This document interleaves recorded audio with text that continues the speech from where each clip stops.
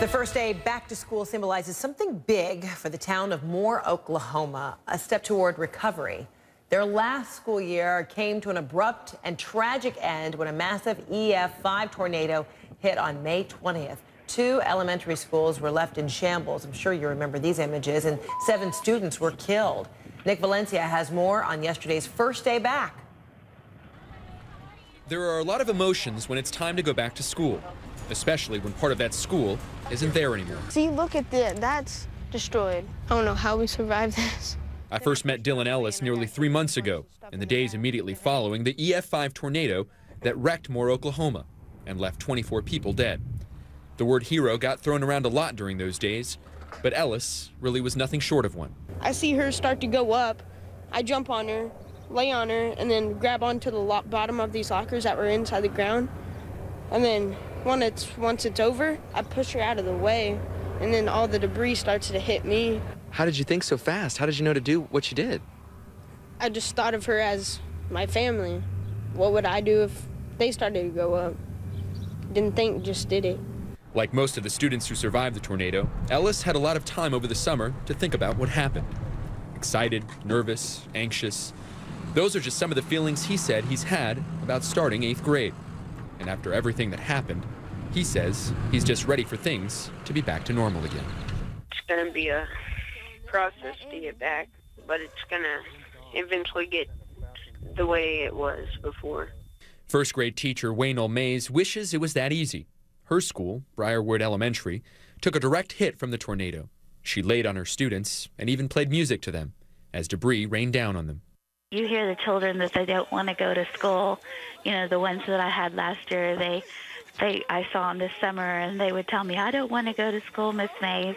That breaks my heart because, you know, they kind of lost their innocence. And as she welcomes new students to their temporary buildings this year, she says the most difficult part for her will be making them feel that they're safe. A thunderstorm might scare me, but there's so much love in the world, and that's what we're going to teach the children, too.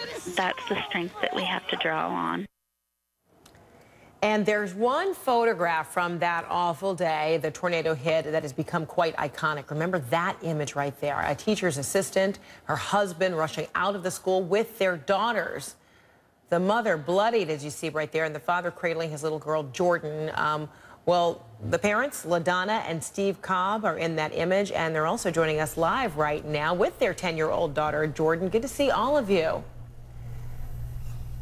Thanks. Hi. So, LaDonna, you know, you're a teacher's assistant at Briarwood Elementary. What was that first day back like? Could you help but think about that tragic day? The first day back was a lot of emotions. It was exciting, nervous, a little chaotic. We're in a completely different place. Lots of new things we have to learn, end-of-day procedures. It was a little bit crazy and a little bit stressful, but we made it through.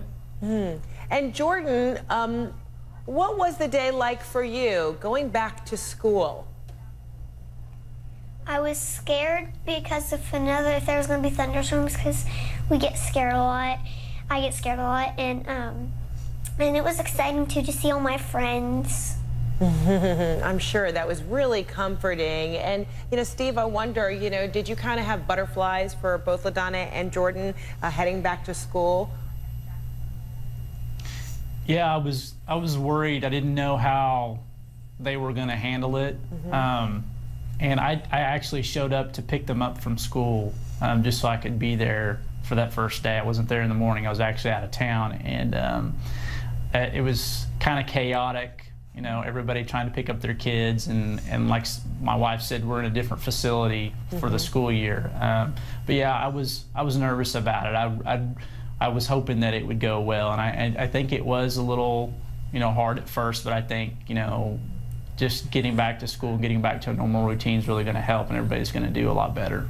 And so, LaDonna, you know, right now you are in that temporary school, you know, that your husband Steve was just mentioning, you know, but do you know much about the newly rebuilt schools and how they will be equipped, whether you and other survivors of that tornado will kind of be consulted on What's needed the next go-round, if there is another go-round?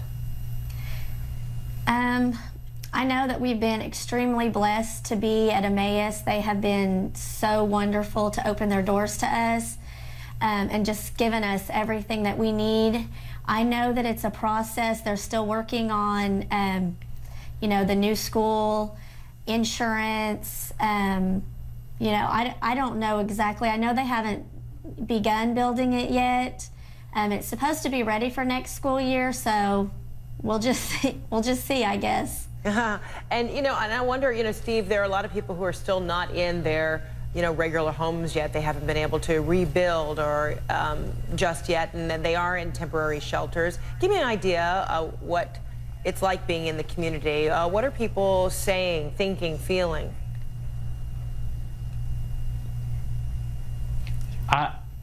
You know, we were kind of lucky in a way that we had sold our house 2 months before the tornado had hit.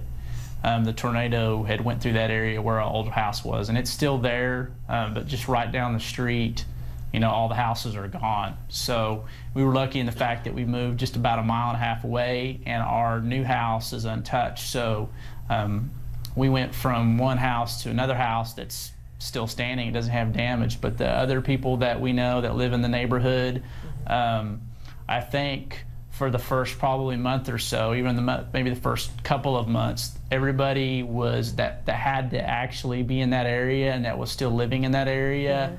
We're walking around in a daze a little bit, and we're still just trying to figure out what happened and trying to understand why it happened, and we're still really concerned and upset. But I think as time has gone on, the people that I've talked to that, you know, that are in other houses that are not living in that area right now, and the folks that are still living there in that area that have their houses still, it just takes a while. I think with all the debris being there and all that debris getting cleared off, and that stuff, and we start seeing new things go up, I think that's really going to help a lot, because when you just see debris everywhere, even when it's piled up, it's hard to forget what happened. Well, it is hard to forget what happened. When we see that iconic image of you as a family, you know, emerging from that debris, hard to believe that was really just over 3 months ago. But we wish you and your community the best as it continues to try to recover. Steve, LaDonna, and Jordan Cobb, thanks to all of you. Appreciate it. All the best to you. Thank you so much. Thank you.